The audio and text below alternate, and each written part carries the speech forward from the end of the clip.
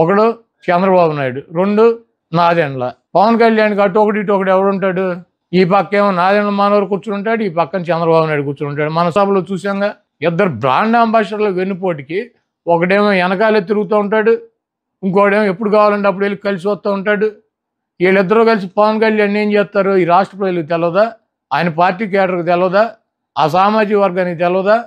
ఈరోజు పవన్ కళ్యాణ్ని రక్షించుకోవాల్సినటువంటి అవసరం చంద్రబాబు దగ్గర నుంచి జన సైనికులకి, ఆయన పార్టీకి మద్దతు ఇచ్చేటువంటి ఓట్ బ్యాంక్కి వాళ్ళకు ఉంది.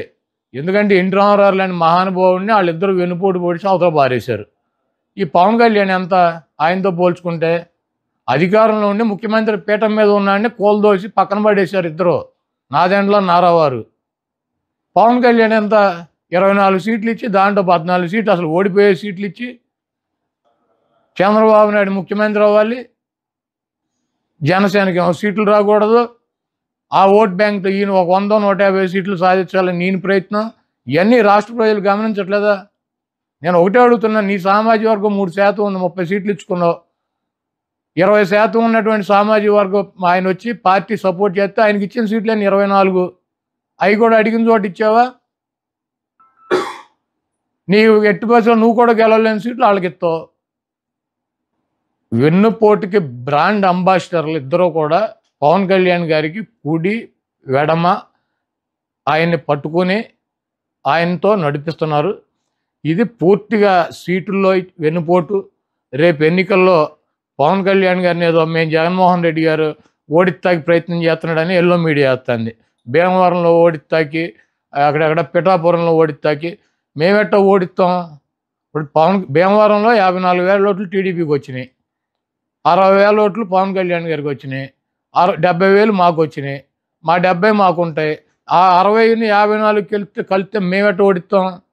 పక్కగా పవన్ కళ్యాణ్ ఓడించే తెలుగుదేశం పార్టీ. పక్కలో బళ్ళెం ఎందుకు? షేర్ అడుగుతారు, వీళ్ళతో న్యూసెన్స్ అని చెప్పి చంద్రబాబు నాయుడుకి తెలియదా? తెలుగుదేశం పార్టీ కేడర్కి తెలియదా? తెలుగుదేశం పార్టీ వాళ్ళు ఓటేస్తారు పవన్ కళ్యాణ్ గారికి.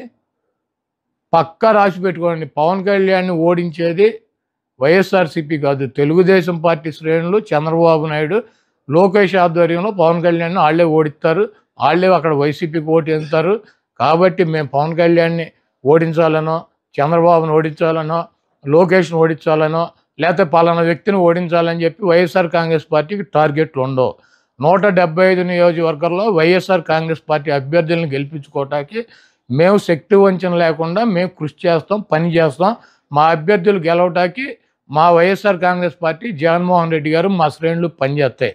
ఎవరిని ఓడించాలి, ఎవరికి వెన్నుపోటు పడవాలి, ఎవరిని నాశనం చేయాలి, ఎవరిని సంకనాగించాలి, ఈ కార్యక్రమం అంతా చంద్రబాబు, లోకేష్ చూసుకుంటారు.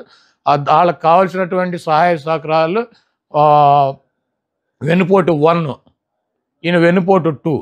1కు అప్పచెప్పారు, 1 వెనకాల ఉండే మొత్తం కూడా కార్యక్రమాన్ని పూర్తి చేస్తారు.